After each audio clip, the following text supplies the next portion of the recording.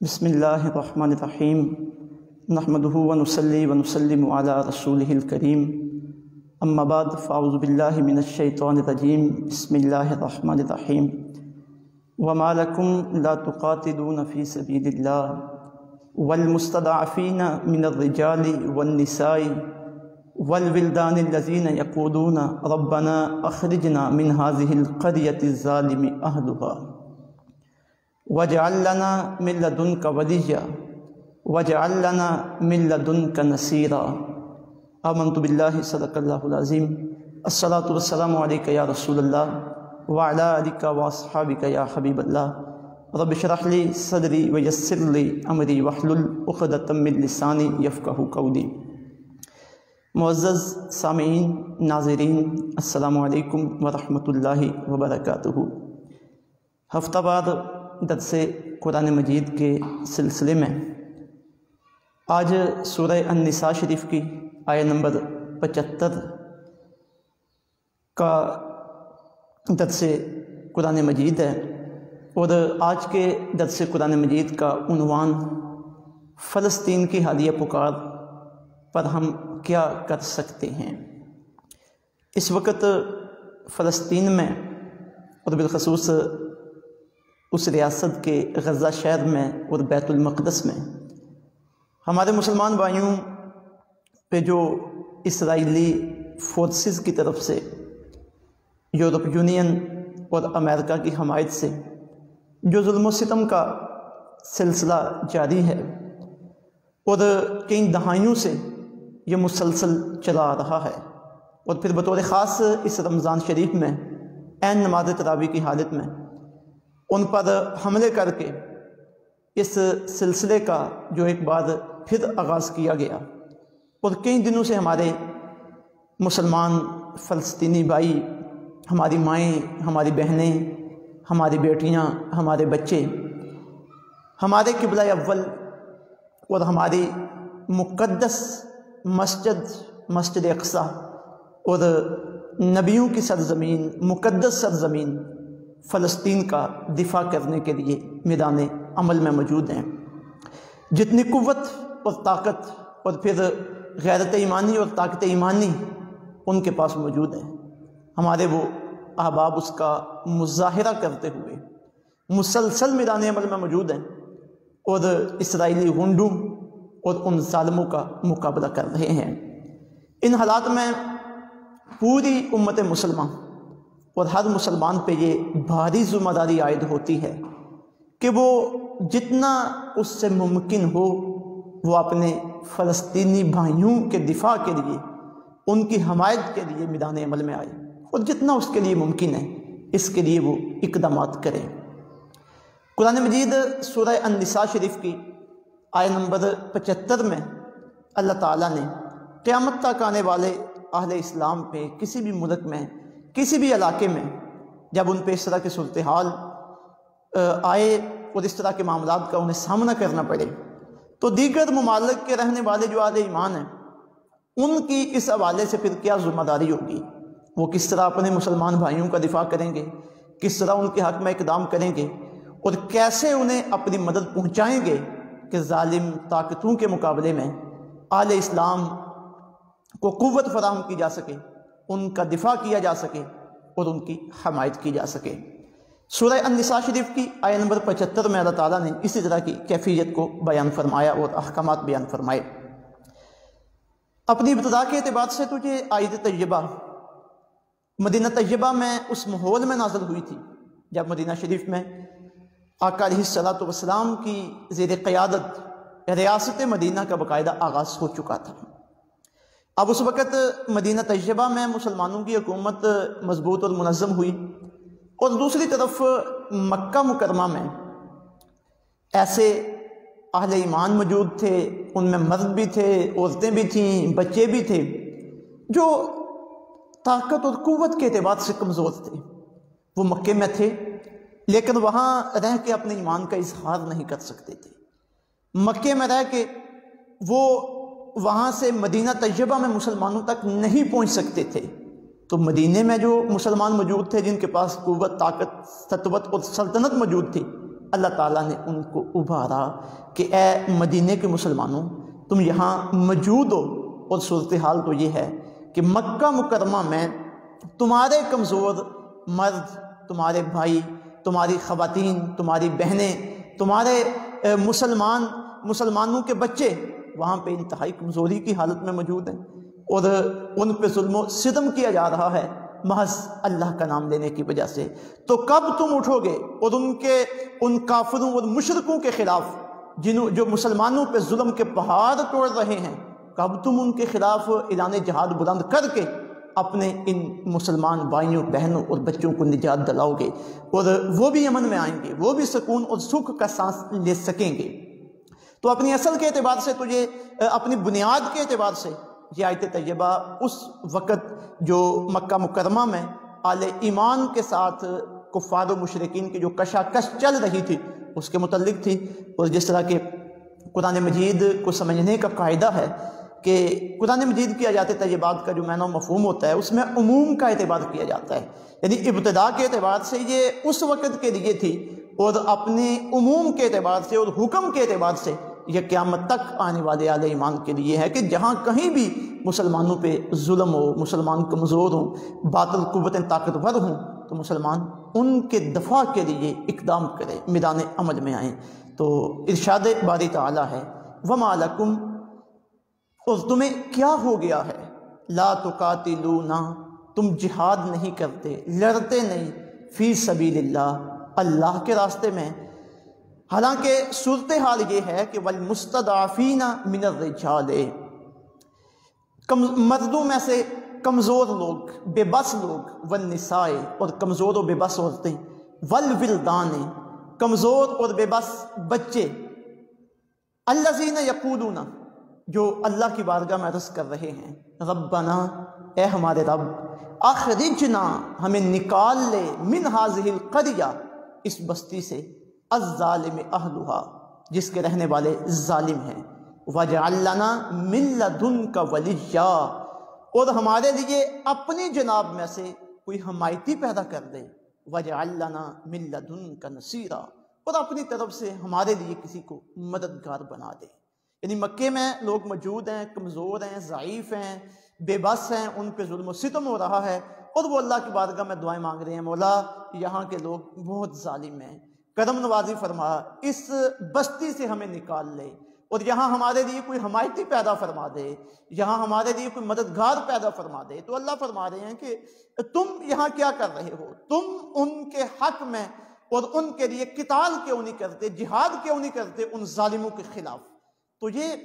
جو آیت طیبہ ہے اس سے یہ معلوم ہو رہا ہے کہ جہاں کہیں بھی مسلمانوں پہ ظلم و ستم ہو رہا ہو، اور مسلمان دنیا کے کسی بھی کونے میں طاقت کی حالت میں موجود ہیں، قوت کی حالت میں موجود ہیں، سلطنت و سطوت کی حالت میں موجود ہیں، تو ان پہ لازم ہو جاتا ہے کہ وہ اپنی مناسب قوت جمع کر کے دنیا کے کسی بھی کونے میں ان کے مسلمان بھائیوں کے ساتھ یہ معاملہ پیش ہو رہا ہے تو وہ وہاں پہنچیں، ان کی مدد کریں، جو ظالم ہیں ان کے پنجے کو توڑ کے رکھ دیں، اور ہر اعتبار سے اپنے مسلمان بھائیوں کے حق میں کھڑے ہو جائیں۔ آج یہی صورتحال کشمیر میں بھی ہے، چیچنیا میں بھی ہے، بوسنیا میں بھی ہے، برما میں بھی ہے، اور بالخصوص اس وقت یہ صورتحال فلسطین، اس کے شہر غزہ، اور بالخصوص بیت المقدس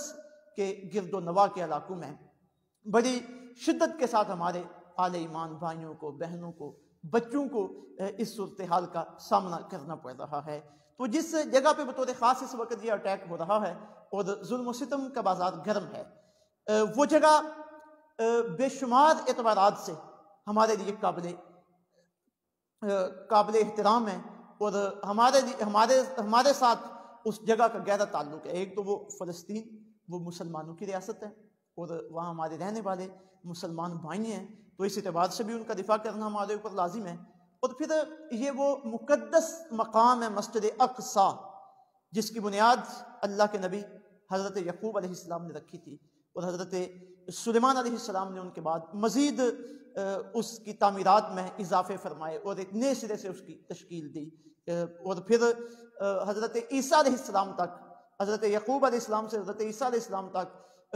ہزاروں انبیاء کرام علیہ السلام کا وہ مسجد قبلہ رہی ہے، تو انبیاء کا قبلہ ہمارے لیے قابل تعظیم ہے، ہمارے لیے باعث برکت ہے، تو اس اعتبار سے بھی اس مسجد کے ساتھ ہمارا گہرا تعلق ہے۔ اسی طرح حضور رحمت دو عالم صلی اللہ علیہ وسلم، ہمارے محبوب آقا صلی اللہ علیہ وسلم، آپ کو جو اللہ تعالیٰ نے عظیم معجزہ معراج النبی صلی اللہ علیہ وسلم کی شکل میں عطا فرمایا، تو اس معراج شریف کا آغاز بھی جو آسمانی معراج تھا اس کا آغاز مسجد اقصیٰ سے ہوا۔ یہاں انبیاء کرام علیہ السلام کو اکٹھا کیا گیا اور آقا علیہ السلام نے انہیں نماز پڑھائی، اور حضور رحمت دو عالم صلی اللہ علیہ وسلم کا مقام و مرتبہ انبیاء کرام علیہ السلام کو دکھلایا گیا، تو اس اعتبار سے بھی یہ ہمارے لیے قابل احترام ہے۔ اور پھر ہمارا قرآن اس مسجد کے بارے میں گواہی دیتا ہے کہ الذی بارکنا حولہ، یہ وہ مسجد ہے جس کے گردا گرد اللہ تعالیٰ نے برکتیں رکھی ہوئی ہیں، تو اس اعتبار سے بھی ہمارے لیے یہ باعث برکت اور قابل احترام جگہ ہے۔ اور پھر ایک اور اہم پہلو جس کی وجہ سے یہ مسجد ہمارے لیے بہت قابل احترام ہے، بہت مقدس ہے، وہ یہ کہ جب آقا علیہ السلام مکہ مکرمہ سے ہجرت کر کے مدینہ طیبہ تشریف لائے تو 16 مہینے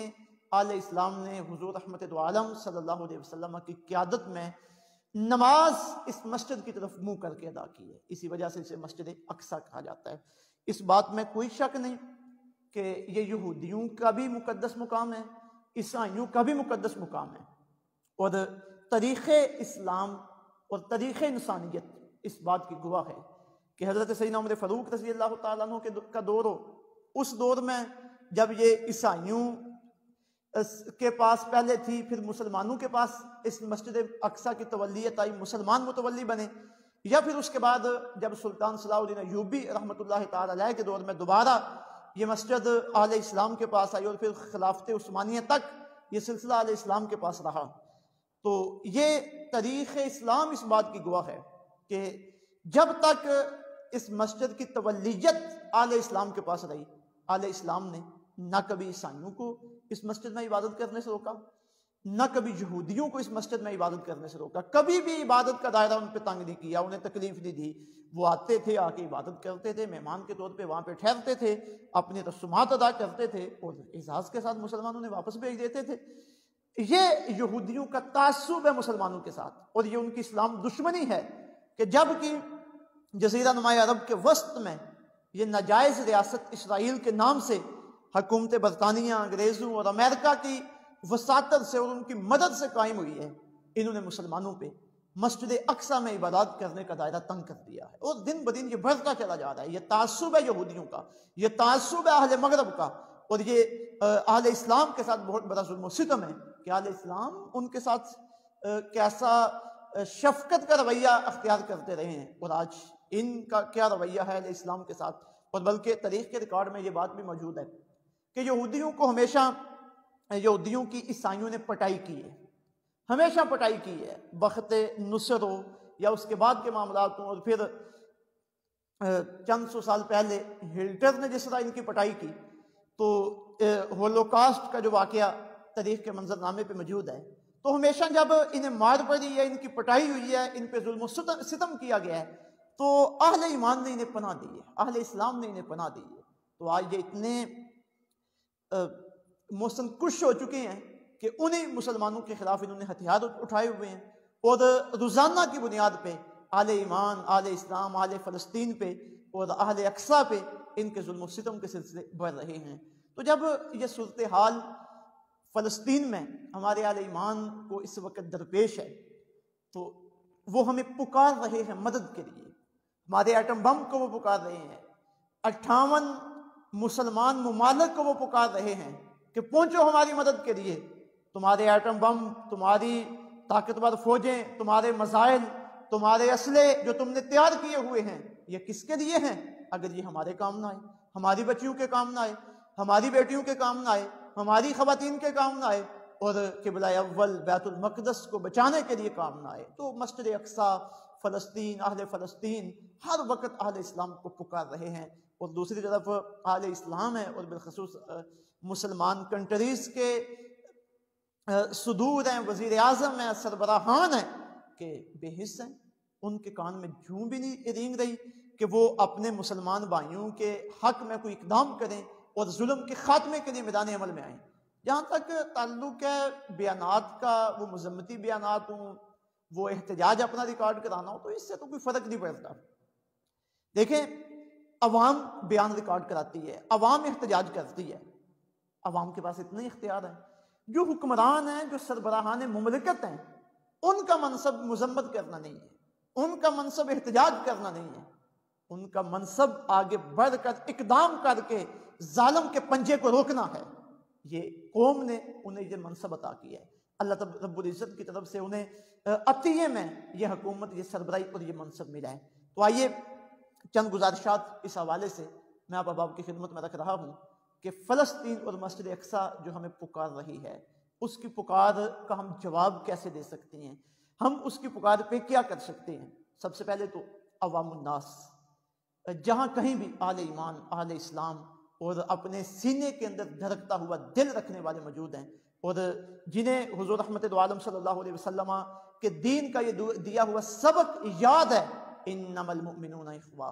مومن سارے کے سارے بھائی ہیں، جنہیں بخاری شریف میں آقا علیہ الصلوۃ والسلام کا یہ پیغام نظر آیا اور یاد ہے کہ سارے کے سارے مسلمان ایک جسم کی مانند ہیں، جسم کے کسی سے ایک حصے کو تکلیف پہنچے تو سارا جسم بے قرار ہو جاتا ہے۔ تو جنہیں یہ سبق یاد ہے کتاب خدا کا، پیغمبر مصطفیٰ صلی اللہ علیہ وسلم کا، تو وہ دنیا کے جس بھی کونے میں موجود ہیں، ان کے کرنے کا سب سے پہلا کام تو یہ ہے کہ وہ سوشل میڈیا پہ اپنے احتجاج کا جو طریقہ کار ہے، جو احتجاج کا عمل ہے، اس کے اندر تیزی لے کے آئیں۔ اقصی، غزہ، بیت المقدس، فلسطین، یہ ٹرینڈ عام ہونے چاہیے، اور فیس بک پہ، یوٹیوب پہ، ٹویٹر پہ، انسٹاگرام پہ، اور جتنے بھی یہ ذرائع ہیں سوشل میڈیا پہ صدائے احتجاج بلند کرنے پہ، ان پہ ہر طرف مسجد اقصی ہو، فلسطینی بھائیوں کے لیے ہماری پکار ہو، ان کی حمایت ہو، اسرائیلیوں کی مذمت ہو، تاکہ انہیں سخت پیغام جائے مسلمان عوام کی طرف سے۔ اور آج کی جو رپورٹ ہے کہ پچھلے 48 گھنٹوں میں مسلمانوں کا جو احتجاج بڑی تیز رفتاری کے ساتھ جاری ہے، اس احتجاج کو دیکھتے ہوئے اسرائیل کے وزیر دفاع نے فیس بک اور ٹک ٹاک انتظامیہ سے گزارش کی ہے کہ وہ فلسطین کی حمایت میں اس طرح کی پوسٹوں کو اور مواد کو ہٹائیں۔ تو اس سے پتہ چلتا ہے کہ یہ عوام کی پاور، یہ کوئی عام چیز نہیں ہے، یہ اپنے اندر بڑی طاقت رکھتی ہے، قوت رکھتی ہے، اور اسی سے آگے بے شمار کاموں کا راستہ ہموار ہوتا ہے۔ اور عوام الناس کے لیے دوسرا اپنے ان مظلوم بھائیوں کی مدد کرنے کا طریقہ یہ ہے کہ ایسی کمیٹیاں قائم ہوں، ایسے فورم بنائے جائیں جو مالی تعاون اپنے ان فلسطینی بھائیوں تک پہنچائیں۔ تو جب قابل یقین ایسے فورم وجود میں آ جائیں تو پھر ہر بندہ جتنا ہو سکے اپنے ان مسلمان بھائیوں کی مالی مدد کرے، تاکہ ہماری مالی مدد کی وجہ سے انہیں احساس ہو اور انہیں اس بات کا خیال ہو کہ ہمارے مسلمان بھائی پوری دنیا میں ہمارے پیچھے کھڑے ہیں، اور وہ ہتھیار خرید سکیں اور اپنی دیگر ضروریات کو پورا کر سکیں۔ اور تیسرا ہمارے عوام کے لیے جو دائع عمل ہے اس حوالے سے فلسطین کی پکار پر لبیک کہنے کے لیے، وہ یہ کہ اپنے حکمرانوں کو، چاہے ہمارے مسلمان بھائی کسی بھی ملک کے اندر موجود ہیں، اپنے حکمرانوں کو اس بات پہ آمادہ کریں کہ بھائی قرآن مجید کی آیت طیبہ سورہ نساء کی آیت نمبر 75 اس کے تحت اہل اسلام پہ فلسطینیوں کے حق میں اور اسرائیلیوں کے خلاف جہاد کرنا فرض ہو چکا ہے۔ بڑی بڑی زبردست اور طاقتور فوجیں تمہارے پاس موجود ہیں، میزائل تمہارے پاس موجود ہیں، اور پھر بالخصوص پاکستان کے پاس ایٹم بم موجود ہے، ہر طرح کا اسلحہ، طاقت، ہر طرح کی اپنے دشمنوں کو دہشت میں رکھنے والے ساز و سامان تمہارے پاس موجود ہیں۔ تو تمہیں کیا ہو گیا ہے؟ تم کیوں اپنے بھائیوں کے حق میں اقدام نہیں کرتے، ان کے دفاع کے لیے کیوں نہیں نکلتے؟ اپنے حکمرانوں کو مجبور کریں کہ وہ علم جہاد بلند کریں اپنے مسلمان بھائیوں کے لیے، چاہے وہ کشمیر میں ہوں، وہ فلسطین میں ہوں، وہ دنیا کے کسی بھی کونے میں ہوں۔ خبروں سے اور میڈیا سے پتہ چلا ہے کہ جو OIC کی کانفرنس ہوئی ہے اس میں ترکی نے کہا ہے کہ بیت المقدس کی حفاظت کے لیے ایک مسلمان ممالک کی اجتماعی فورس تیار کی جائے، ترتیب دی جائے۔ تو بڑا اچھا یہ پیغام ترکی کی طرف سے آیا ہے۔ کاش ہمارے سارے مسلمان ممالک کے سربراہان کو یہ خیال پیدا ہو، یہ احساس پیدا ہو، اور اس مشورے کو، اس رائے کو عملی جامہ پہنایا جا سکے تو عوام سوشل میڈیا کے ذریعے پرامن احتجاجات کے ذریعے ریلیوں کے ذریعے اور اپنے پیغامات کے ذریعے جس جس ملک میں آل اسلام موجود ہیں اپنے مسلمان حکمرانوں کو اپنے سربراہان کو اس بات پہ مجبور کریں، اور پھر جب اعلان جہاد ہو تو ہر بندہ علم جہاد بلند کر کے میدان عمل میں آئے۔ آقا علیہ الصلوۃ والسلام کا ارشاد گرامی ہے جہاد قیامت تک جاری ہے، اور بخاری شریف کی روایت ہے حضور رحمت عالم صلی اللہ علیہ وسلم ارشاد فرماتے ہیں جس بندے نے نہ کبھی جہاد کیا نہ کبھی جہاد کرنے کا خیال اس کے دل میں پیدا ہوا، حضور ارشاد فرماتے ہیں وہ منافقت کی موت مرا۔ تو یہ جذبہ جہاد انسان کے دل کے اندر ہونا چاہیے۔ اپنے سربراہان کو آگاہ کریں، انہیں تیار کریں، ان پہ پریشر ڈالیں اور پھر میدان عمل میں آئیں تاکہ بر وقت ہماری امداد ہمارے مسلمان بھائیوں تک پہنچ سکے اور اسرائیلی فورسز تباہ و برباد ہوں۔ اور پھر ایک آخری گزارش اس حوالے سے جو کرنا چاہتا ہوں وہ یہ ہے کہ یہ جو مسلمان حکومتیں بنتی ہیں جہاں جہاں بالخصوص جمہوری نظام ہے، تو جمہوریت میں طاقت کا سرچشمہ عوام ہوتی ہے۔ یہ لوگ ہمارے پاس آتے ہیں، ہم سے ووٹ لیتے ہیں اور ہمارے ووٹوں سے یہ آگے اعلیٰ عہدوں تک پہنچتے ہیں، اسمبلی میں کے فلور پہ پہنچتے ہیں، پھر پارلیمنٹ میں پہنچتے ہیں۔